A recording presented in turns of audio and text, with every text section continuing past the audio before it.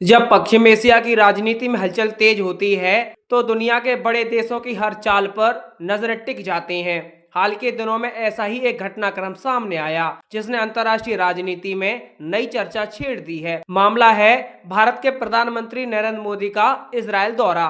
यह दौरा वैसे तो भारत इजरायल संबंधों के लिहाज से बेहद महत्वपूर्ण माना जा रहा है, लेकिन इस पर ईरान की तीखी प्रतिक्रिया ने पूरे मामले को और ज्यादा सुर्खियों में ला दिया है। ईरान के विदेश मंत्री अब्बास अरागची ने इस यात्रा को दुर्भाग्यपूर्ण बताया और उम्मीद जताई कि भारत फिलिस्तीन के मुद्दे को अंतर्राष्ट्रीय मंचों पर मजबूती से उठाएगा। अब आपको बताते हैं कि उन्होंने ऐसा क्यों कहा। दरअसल पश्चिम एशिया की राजनीति हमेशा से जटिल रही है। एक तरफ इजरायल है जिसके साथ भारत के संबंध पिछले 3 दशकों में काफी मजबूत हुए हैं।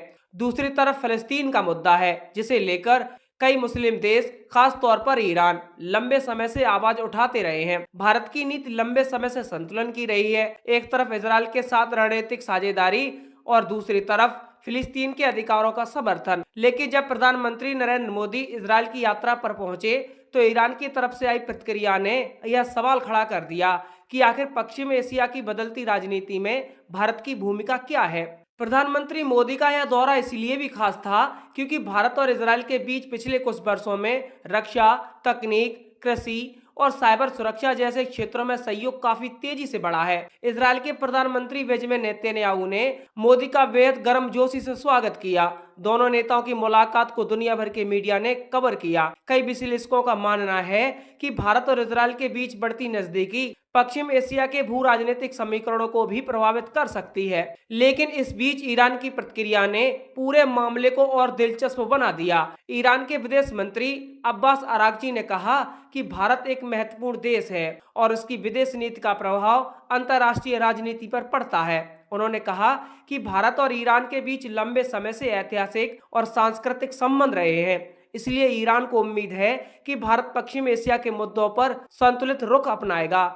अरागची ने साफ शब्दों में कहा कि मौजूदा हालात में इजरायल का दौरा दुर्भाग्यपूर्ण है, खासकर तब जब गाजा और फिलिस्तीन के मुद्दे पर तनाव बढ़ा हुआ है। ईरान का यह बयान केवल एक कूटनीतिक टिप्पणी नहीं है, बल्कि इसके पीछे गहरे रणनीतिक संकेत भी छिपे हुए हैं। दरअसल ईरान लंबे समय से खुद को फिलिस्तीन का बड़ा समर्थक बताता रहा है। ईरान का मानना है कि फिलिस्तीनियों के अधिकारों को लेकर दुनिया के बड़े देशों को खुलकर सामने आना चाहिए। इसी वजह से जब भारत के प्रधानमंत्री इजरायल के दौरे पर पहुंचे तो ईरान ने उम्मीद जताई कि भारत फिलिस्तीन के मुद्दे को नजरअंदाज नहीं करेगा। यहाँ एक जरूरी बात और समझनी है कि भारत की विदेश नीति हमेशा से संतुलन पर आधारित रही है। भारत ने 1992 में औपचारिक रूप से इजरायल के साथ राजनयिक संबंध स्थापित कर दिए थे। इसके बाद दोनों देशों के बीच संबंध लगातार मजबूत होते रहे हैं। आज इजरायल भारत का एक बड़ा रक्षा साझेदार है। भारत इजरायल से कई तरह के अत्याधुनिक हथियार और रक्षा तकनीक खरीदता है। ड्रोन हो, मिसाइल सिस्टम हो, रडार हो और साइबर सुरक्षा जैसे क्षेत्रों में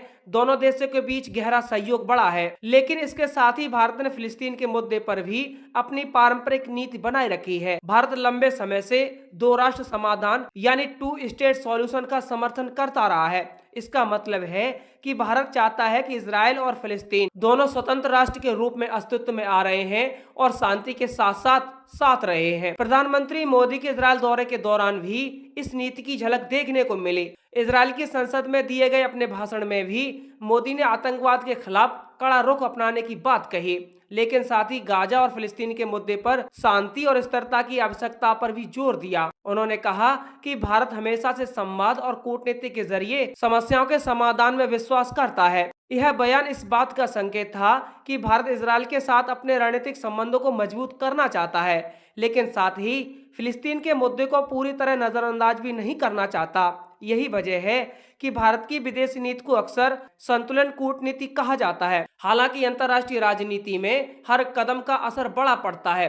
पश्चिम एशिया में भी भारत के बढ़ते प्रभाव को कई देश अलग अलग नजरिए से देखते हैं। इजरायल भारत के लिए एक बड़ा रणनीतिक साझेदार बनता जा रहा है। वहीं ईरान चाहता है कि भारत फिलिस्तीन के मुद्दे पर अधिक सक्रिय भूमिका निभाए। आपको बता दें कि ईरान और भारत के संबंध भी काफी महत्वपूर्ण हैं। दोनों देशों के बीच ऊर्जा, व्यापार और रणनीतिक सहयोग के कई क्षेत्र हैं। ईरान भारत के लिए लंबे समय तक तेल का एक बड़ा महत्वपूर्ण स्रोत रहा है।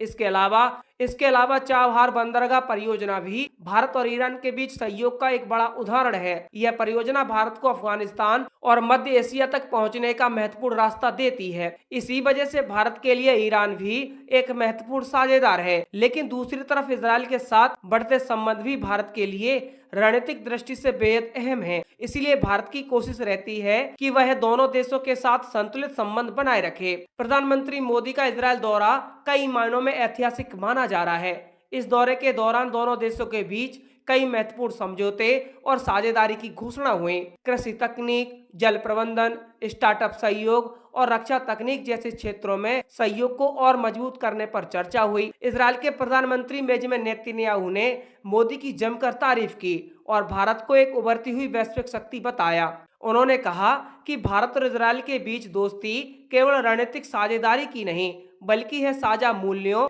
और लोकतांत्रिक परंपराओं पर आधारित है। दूसरी तरफ ईरान की प्रतिक्रिया यह दिखाती है कि पश्चिम एशिया की राजनीति कितनी संवेदनशील है। यहाँ हर कदम का राजनीतिक और कूटनीतिक असर होता है। ईरान चाहता है कि भारत जैसे बड़े देश फिलिस्तीन के मुद्दे को नजरअंदाज न करें। फिलिस्तीन का मुद्दा दशकों से अंतर्राष्ट्रीय राजनीति का एक बड़ा विषय रहा है। 1948 में इजराइल के गठन के बाद से ही इस क्षेत्र में संघर्ष चलता रहा है। कई युद्ध हुए, हजारों लोग मारे गए और लाखों लोग विस्थापित हुए हैं। आज भी गाजा और वेस्ट बैंक जैसे इलाकों में तनाव बना रहता है। दुनिया के कई देश फिलिस्तीन को स्वतंत्र राष्ट्र के रूप में मान्यता देने की मांग करते रहे हैं। संयुक्त राष्ट्र में भी इस मुद्दे पर कई बार चर्चा हो चुकी है। भारत भी लंबे समय से फिलिस्तीन के अधिकारों का समर्थन करता रहा है, लेकिन पिछले कुछ वर्षों में भारत और इजरायल के संबंध तेजी से मजबूत हुए हैं। रक्षा और तकनीक के क्षेत्र में इजरायल भारत का अहम साझेदार बन गया है।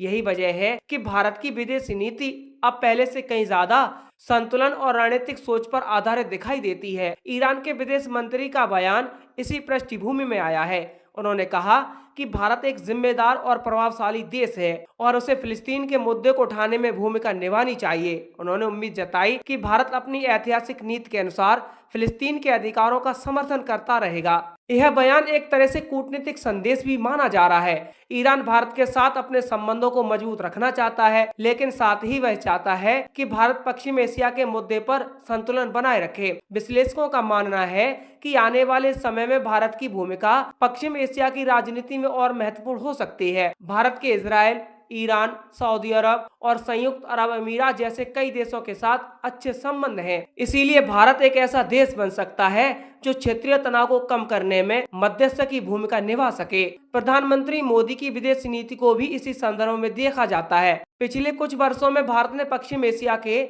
लगभग सभी बड़े देशों के साथ अपने संबंध मजबूत किए हैं, चाहे वह इजरायल हो, सऊदी अरब हो, यूएई हो या ईरान हो। भारत ने सभी के साथ सहयोग बढ़ाने की कोशिश की है। इसी वजह से जब मोदी इजरायल पहुंचे और वहां उन्हें विशेष सम्मान दिया गया, तो यह केवल एक द्विपक्षीय यात्रा ही नहीं थी, बल्कि यह भारत की बढ़ती वैश्विक भूमिका का भी संकेत था। लेकिन साथ ही ईरान की प्रतिक्रिया यह भी दिखाती है कि अंतर्राष्ट्रीय राजनीति में संतुलन बनाए रखना कितना कठिन होता है।